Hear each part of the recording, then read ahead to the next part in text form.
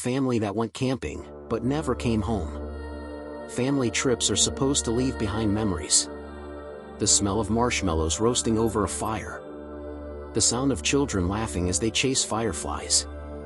Parents watching with tired smiles, knowing these small moments will one day be the stories told at birthdays and reunions. But for one family, their trip into the woods didn't leave memories. It left only questions. Because one summer weekend, a husband, a wife, and their 2 young children drove into the forest with their car packed full of supplies, laughter spilling from the back seat, and every intention of coming home on Sunday. By Monday morning, search teams would arrive at their campsite.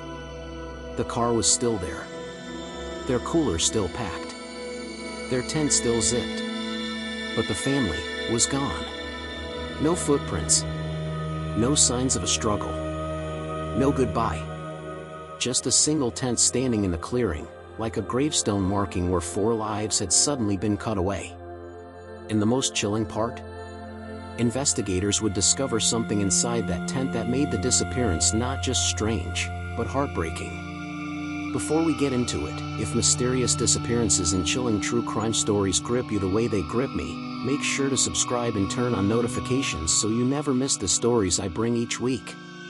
And if you're watching this right now, hit the like button. It tells us you're brave enough to keep going. A family like any other. The Hartmans weren't thrill seekers. They weren't adventurers looking to test their limits. They were just normal. David Hartman, 42, was a history teacher. Soft-spoken, dependable, a man who loved telling his kids bedtime stories. His wife, Melissa, 39, worked part-time at the library. She was the steady center of the family, the one who always made sure lunches were packed, shoes were tied, and birthday candles were lit. Their children, Ethan, 11, and Grace, 8, were inseparable. Ethan was shy but playful, always with a book in his hand. Grace was bold, curious, the kind of child who would run barefoot through the grass just to feel the earth under her feet. Neighbors described them as close-knit. The kind of family you'd see at soccer games together, one said. The kind of family that waves when they drive past. They weren't the type to vanish. And yet, in July of 2007, that's exactly what they did. The trip. That Friday afternoon, the Hartmans loaded up their SUV and drove north into the Shasta Trinity National Forest, California's largest stretch of wilderness. They had been there before. David loved the crisp mountain air, the way the pine trees whispered when the wind blew. Melissa enjoyed the chance to unplug. No phones, no TV, no distractions. Just each other. For the kids, camping was magic. S'mores. Ghost stories. Sleeping under stars so bright they made the sky look alive. When they pulled into Lake Shasta Pine Meadows campground, the ranger on duty remembered them clearly. David smiled as he signed the papers. Melissa chatted with the kids about setting up their site. There was nothing strange, nothing unusual. Their assigned spot was quiet, tucked near the tree-line. That evening, other campers saw the family around a small fire, roasting hot dogs. The kids giggled as marshmallows caught fire and dropped into the flames. To anyone passing by, it was a picture of happiness. The kind of scene you'd expect to see on the cover of a camping brochure. But that image would shatter in less than 24 hours. Saturday. The next morning, people at the campground reported hearing children's laughter echo near the lake. One person thought they saw Ethan skipping rocks. Another swore Grace had been chasing a butterfly near the trail. Later that morning, David briefly spoke with a fisherman. He mentioned they were planning a short hike later that day. His tone was calm, casual. He wasn't worried, wasn't rushed. By all accounts, the Hartmans' Saturday started just like any other camping trip. But sometime after that conversation, their trail went cold. No one saw them again. The first signs of trouble. By Sunday afternoon, campground staff noticed something odd. The Hartmans' fire pit was cold, untouched. Their chairs sat empty. Their SUV hadn't moved. At first, no one thought much of it. Families sometimes took day hikes. Maybe they'd gone into town. maybe they were just out exploring. But by evening, when the site was still abandoned, a ranger went to check. What he found was deeply unsettling. The tent was still standing, fully zipped. Inside were the family's sleeping bags, pillows, and clothes neatly stacked. A lantern sat in the corner, batteries still working. Outside, their cooler was still half full of food. On the picnic table, a deck of cards sat mid-game, as if someone had just gotten up to grab a drink. Everything looked paused, like life had stopped mid-sentence. But the family was gone. The search. By Monday morning, search and rescue teams were called in. At first, the theory was simple: the family had gone for a hike and gotten lost. But search dogs couldn't find a trail. Helicopters scanned the treetops. Divers searched the lake. Hundreds of volunteers combed through ravines and clearings. Not a single footprint. Not a scrap of clothing. Not one clue. It was as though the forest had opened its jaws and swallowed the Hartmans whole. The chilling discovery. As investigators combed through the campsite, they uncovered details that made the case feel less like a simple disappearance, and more like something sinister. Melissa's purse was still under the picnic table. Inside, her wallet, credit cards, and $200 in cash. No one who planned to leave would abandon that. And in the tent, zipped inside one of the sleeping bags, was Grace's stuffed rabbit. Friends said she never went anywhere without it. Even at home, she carried it from room to room. To find it left behind, zipped neatly away, didn't make sense.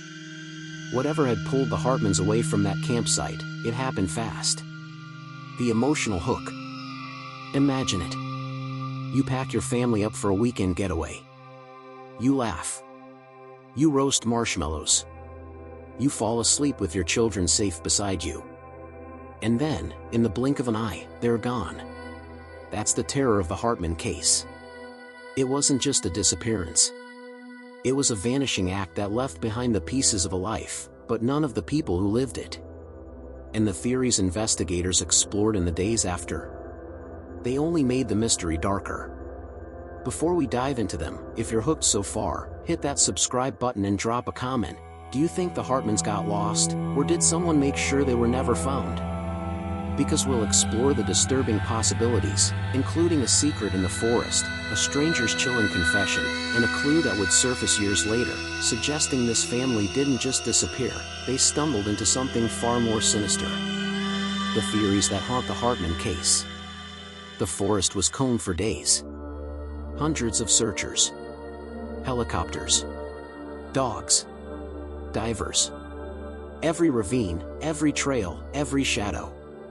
And yet, no one found a single trace of the Hartman family. Not one footprint. Not a torn piece of fabric. Nothing. It was as though the world had swallowed them whole. For investigators, it wasn't just a mystery, it was a nightmare. Because every theory they explored only raised more questions, and each one was more disturbing than the last. Theory 1, the wilderness itself. The most obvious explanation was also the most heartbreaking: maybe the Hartmans had gotten lost. Shasta Trinity National Forest is enormous, over 2 million acres of rugged wilderness. People underestimate how quickly you can vanish there. Trails look alike. Distances deceive. One wrong turn, and you're in deep. But there was a problem with this theory. If they had wandered off, search teams should have found something: broken branches, a dropped shoe, a water bottle, anything. But there was nothing. It wasn't just unlikely, it was impossible. Even stranger, their tent and food were left untouched. If they planned a long hike, they would have packed supplies. Melissa's purse was still full of cash. Grace's beloved stuffed rabbit was still zipped in her sleeping bag. For those who believed in this theory, the forest didn't just confuse the Hartmans, it consumed them. It took them whole, without leaving a trace. But for many, that explanation didn't sit right. Theory 2, a predator in the woods. Some investigators turned to a darker possibility. Shasta Trinity is home to black bears, mountain lions, and predators that roam the woods silently. Could a wild animal have attacked the family? But again, there was a problem. Predator attacks leave evidence. Blood. Clothing. Drag marks. Something. Yet the campsite was pristine. There wasn't a single sign of violence. And what predator could silently overwhelm 4 people, including 2 adults, without a sound? Neighbors at nearby campsites reported no screams, no struggle. Just silence. Which led to the theory many were too afraid to say out loud. What if it wasn't an animal? What if it was a person? Theory 3, foul play. Campgrounds aren't always safe havens. They attract drifters, people looking for easy targets. Some wondered, had the Hartmans run into the wrong person at the wrong time? The detail that pushed this theory forward was Melissa's purse. It was untouched. If the motive was robbery, why leave cash and credit cards behind? Unless the motive wasn't money. Some believed the family may have been forced into the forest at gunpoint. Others whispered about strange figures seen lurking near the campground in the days before. But the most chilling possibility came from a nearby camper, who reported hearing a faint sound Saturday night, like children's laughter echoing through the trees, followed by silence. Was it just imagination? Or had the Hartmans been led into the forest, never to return? Theory 4, the cave system.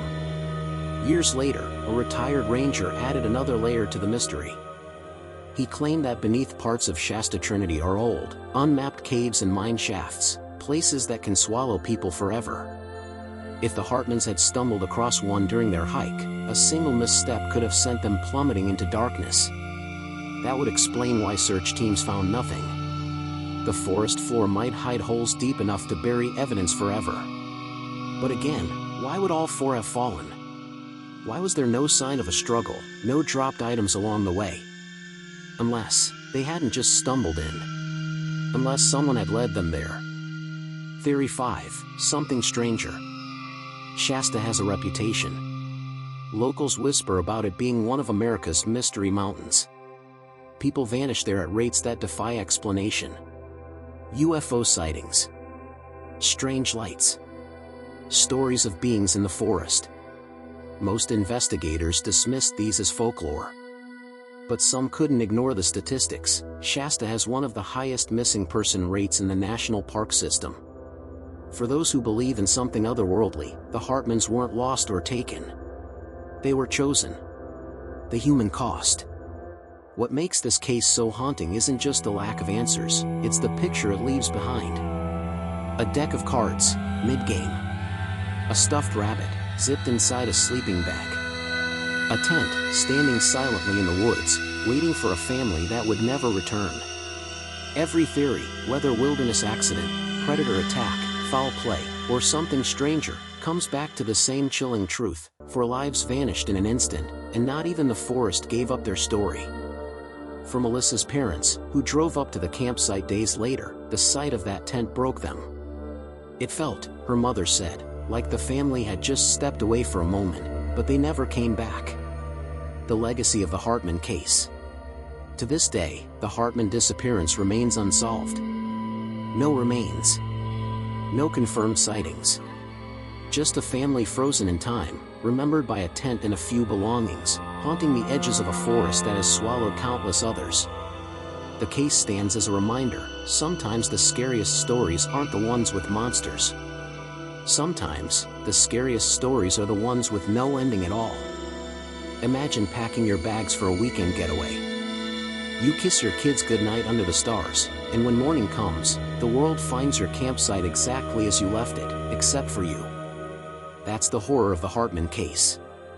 And it's why people still whisper about it today, because if a whole family can vanish without a trace, who's to say it couldn't happen again? If this story left you with chills, make sure to hit subscribe so you don't miss the mysteries we uncover each week. And comment below, what theory do you believe? Did the Hartmans stumble into danger, or did someone, or something, make sure they never came home? Because some mysteries don't fade with time. They grow darker. And the Hartman case is one of them.